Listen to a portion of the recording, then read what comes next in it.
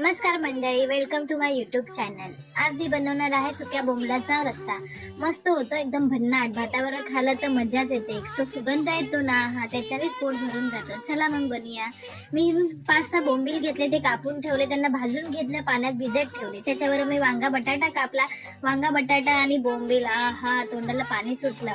मग वाटण्याची तयारी मी करून ठेवली होती। कढई घेतली, कढईमध्ये तेल टाकलं, गरम केलं, लसणाचा तडका मारला, मध्ये अद्रक लसूण टाकलं, अद्रक लसूण तडतड केलं, मग वाटण टाकलं, वाटण मग परतून घेतलं चांगलं तेलामध्ये। त्याच्यामध्ये मसाला टाकला, मी घरचाच घरगुती घाटी मसाला वापरते, मस्त आहे, झणझणीत होतं। हळद टाकली, ते सगळं मसाला मी एकदा चमच्याने परतून घेतला। मग त्याच्यामध्ये वांगा बटाटा टाकला, मग बोंबील टाकले आणि परत एकदा मसाल्यामध्ये मिक्स करून घेतलं। मग थोडं गरम पाणी टाकलं मी आणि चवीनुसार नमक आणि आपला फेमस कोकम। एक नंबर। बघा मग कसं झालं रस्सा। थँक्यू।